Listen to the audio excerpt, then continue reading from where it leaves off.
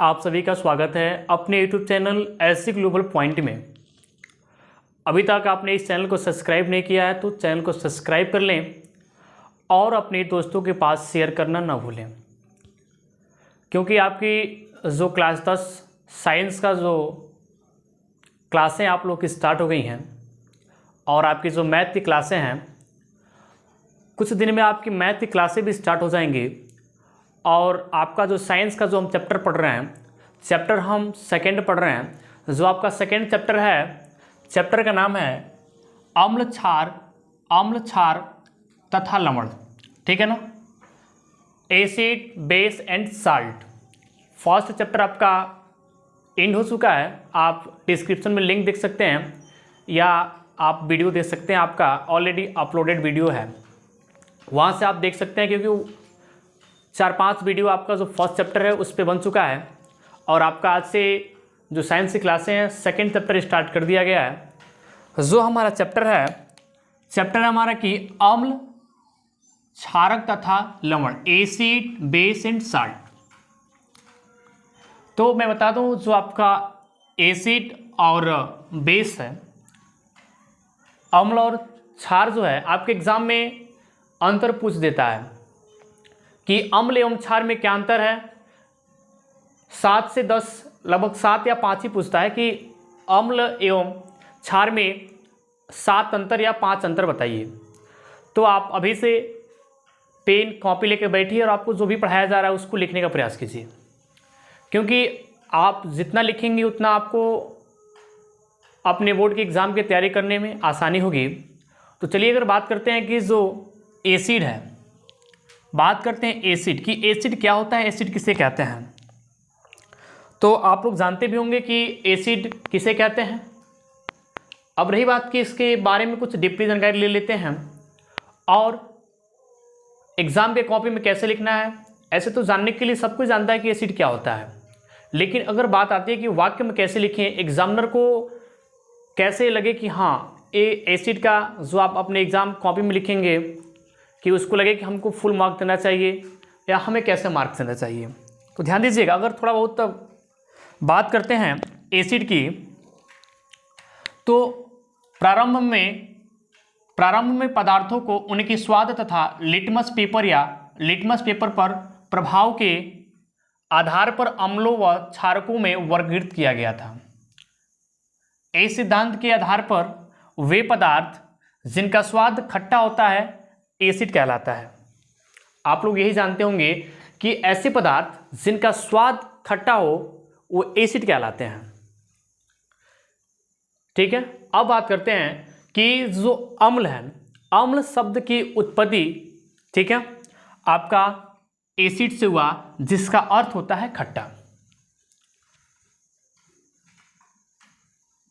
प्रारंभ में पदार्थों को उनके स्वाद तथा लिटमस पेपर पर प्रभाव के आधार पर अम्लों व क्षारकों में वर्गीकृत किया गया। इस सिद्धांत के अनुसार आधार पे वे पदार्थ जो स्वाद में खट्टे होते हैं अम्ल कहलाते हैं। जो आपका अम्ल है, अम्ल शब्द की उत्पत्ति एसिड से हुआ। ठीक है ना, एसिड से हुआ। अम्ल शब्द की उत्पत्ति लैटिन शब्द एसिड से हुई, जिसका अर्थ होता है खट्टा। ठीक है, अगर हम बात करते हैं कुछ और स्टार पॉइंट जानने के लिए, इसके बारे में कुछ जानने के लिए, अतः वे पदार्थ जिनमें अम्ल उपस्थित होते हैं खट्टे होते हैं। उदाहरण की बात करते हैं तो आपका सिरका हो गया, ठीक है, नींबू भी हो गया, संतरा भी हो गया, आदि आप बहुत सारे इसके उदाहरण है जिसका स्वाद खट्टा होता है, वो हमारे अम्ल होते हैं, अम्ल कहलाते हैं। अब देखिएगा, अगर अपने कॉपी में लिखना हो तो आप अगर इसको लिखते हैं कि वे पदार्थ जिनका स्वाद खट्टा होता है एसिड कहलाता है। ठीक है, अगर कोई स्टूडेंट लिखता है, सेकेंड जो उसका परिभाषा है मैं आप लोग बताऊंगा, जो इसका सेकेंड डिफिनीशन है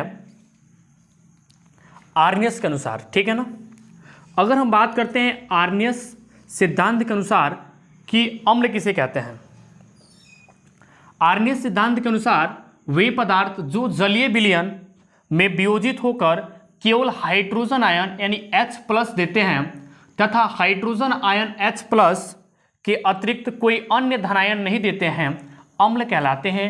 अतः स्पष्ट है कि सभी अम्लों में हाइड्रोजन तत्व उपस्थित रहता है। ये जो आपका जो डिफिनेशन दिख रहा है आर्नियस के अनुसार, अगर कोई बच्चा लिखता है इस डिफिनेशन को कि वे पदार्थ जिनका स्वाद खट्टा होता है अम्ल कहलाते हैं, और कोई और स्टूडेंट लिखता है आर्नियस के सिद्धांत के अनुसार वे पदार्थ जो जलीय विलयन में वियोजित होकर केवल हाइड्रोजन आयन यानी H+ देते हैं तथा हाइड्रोजन आयन H+ के अतिरिक्त कोई अन्य धनायन नहीं देते हैं, अम्ल कहलाते हैं। अतः स्पष्ट है कि सभी अम्लों में हाइड्रोजन तत्व पाया जाता है। तो आपको अगर क्वेश्चन, अगर आपका एक प्रश्न जो है कि अम्ल किसे कहते हैं, तो हो सकता है कि इस वाले परिभाषा से ज़्यादा नंबर अगर आप इसको लिखते हैं, इस परिभाषा को, तो आपको ज़्यादा नंबर मिलेगा, क्योंकि इस जो आपका प्रारंभ में जब अम्ल की खोज किया गया तब बताया गया कि वे पदार्थ जो स्वाद में खट्टे होते हैं हमारे क्या कहलाते हैं, अम्ल कहलाते हैं। लेकिन जब आर्नियस के सिद्धांत की बात करते हैं तो आर्नियस के सिद्धांत के अनुसार वे पदार्थ जो जल में विलय होकर H+ हाइड्रोजन आयन देता है उसके अतिरिक्त कोई भी आयन नहीं देता है, हमारा क्या कहलाता है, तो हमारा अम्ल कहलाता है। अब बात करते हैं कि अम्ल कितने प्रकार के होते हैं। तो आपके अम्ल 2 प्रकार के होते हैं, ठीक है ना। जो आपके अम्ल होते हैं, अम्ल 2 प्रकार के होते हैं, 2 प्रकार के होते हैं। अगर बात करते हैं फर्स्ट, तो जो आपका फर्स्ट होता है वो होता है प्रबल अम्ल, प्रबल अम्ल। और आपका जो सेकेंड होता है दुर्बल अम्ल, दुर्बल अम्ल। इसको कहते हैं स्ट्रॉन्ग एसिड और इसको कहते हैं वीक एसिड, वीक एसिड। यानी अब हमें जो पढ़ना है वो पढ़ना है कि अम्लों के प्रकार। तो आपके अम्ल 2 प्रकार के होते हैं, एक जो आपका होता है प्रबल अम्ल होता है, एक जो आपका होता है दुर्बल अम्ल होता है। यानी एक की बात करें तो स्ट्रॉन्ग एसिड और एक की बात करते हैं तो वीक एसिड। आप लोग जो भी पढ़ाया जा रहा है आपको उसको कॉपी में लिखने का प्रयास कीजिए, क्योंकि आपका नोट्स अगर पहले तैयार रहेगा तो आपके एग्ज़ाम की जो तैयारी होगी अच्छे से होगी, अन्यथा आपकी एक तैयारी जो भी है अच्छे से नहीं हो पाएगी, क्योंकि आपका चैप्टर स्टार्ट हो रहा है। आपके चैप्टर में जो भी इम्पोर्टेंट टॉपिक यूपी बोर्ड से संबंधित आ रही हैं उसको आपको बता दिया जा रहा है। तो आप लोग कॉपी में लिखिए और आपकी जो क्लासें साइंस की वो कंटिन्यू आपकी अब चलती रहेंगी और कुछ दिन में आपका जो है मैथ की क्लासें भी स्टार्ट कर दिया जाएगा।